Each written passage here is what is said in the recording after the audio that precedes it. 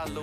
सब बढ़िया लो। इसमें क्या खास बात है? थोड़े में ज्यादा स्वाद, ये तो है इसकी खास बात। उस्मानी साहब, आपसे जानना चाहेंगे ये जो नया बिल आया है, इसको लेकर कई तरीके की बातें आ रही हैं और कहा जा रहा है कि इसमें कहीं ना कहीं कम्युनिटी की राय नहीं ली गई है। आपका क्या ओपिनियन है? नहीं, इसमें साफ तौर पे ये बात है कि कम्युनिटी की राय नहीं ली गई। पहली बात, ये बिल लाने की ज़रूरत नहीं थी। क्यों ज़रूरत नहीं थी, वो एक लंबा विषय है, लंबी बहस है।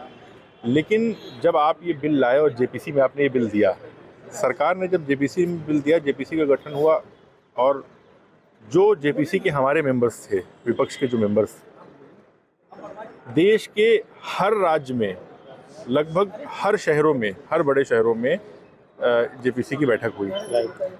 वहाँ पर जितनी भी मुस्लिम तंजीमें हैं, चाहे वो खानकाही तंजीम हो, चाहे वो देवबंदियों की तंजीम हो, चाहे वो शियों की तंजीम हो, चाहे वो सुन्नियों की तंजीम हो, चाहे वो बरेलवियों की तंजीम हो, जितनी भी तंजीम जो है वक्फ बोर्ड मुसलमानों की है, सब ने, चाहे वो इंटेलेक्चुअल्स हों, चाहे वो वकील हों, चाहे वो आम लोगों की रायशुमारी हो, सब को जो है वहाँ जेपीसी की बैठक में बुलाया गया। सब ने अपने अपना मत दिया, सब ने अपनी अपनी बात कही। जितने भी वहाँ पे मत पे, जितने भी बिंदु पे वहाँ पर हमारे जेपीसी के मेंबर्स ने, वहाँ पर विपक्ष के मेंबर्स ने बहस की, उसमें एक भी बात का जवाब ना जेपीसी के अध्यक्ष दे पाए, ना जेपीसी की उनके तरफ से जो टीम थी वो दे पाई। और जितने पूरे देश से रायशुमारी करने के बाद जो पूरे देश के मुसलमानों की राय थी, उस पर एक पे भी आपने जो है उनकी राय को नहीं माना और उस प्रोविजन में उसको नहीं डाला।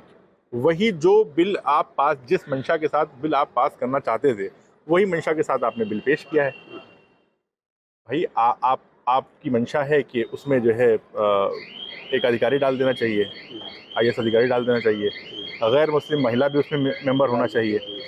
तो इस तरह की जो चीज़ें हैं, आपकी मंशा क्या है? आपकी मंशा इस देश का मुसलमान भी समझ रहा है। लेकिन सरकार की तरफ से तो बात कही जा रही है कि सब लोगों से मशवरे के बाद। नहीं, कौन से लोगों से मशवरे के बाद? इतना मशवरा हुआ, वो हमारी कमेटी तो बता रही है ना।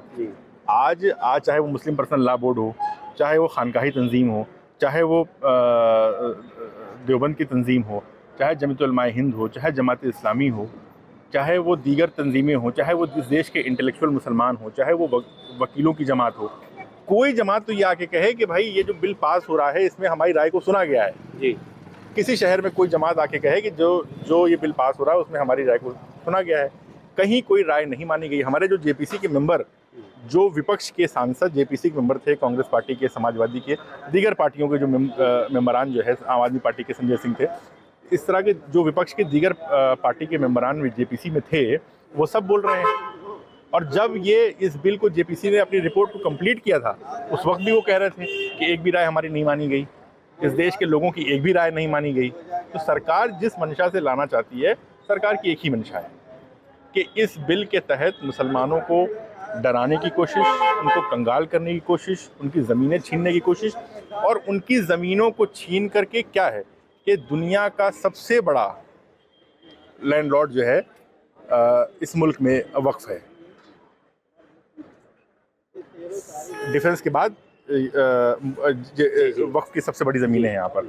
तो वक्फ की ज़मीनों को आप जो ये कानून ला रहे हैं, उस कानून के तहत साफ बात यह है कि आप आसानी से वक्फ की ज़मीनों को अपने दोस्तों को, उद्योगपति दोस्तों को आप दे सकें। वो उद्योगपति दोस्त जो है आप उस वक्फ की ज़मीनों पे अपना काम कर सके, यही बात है।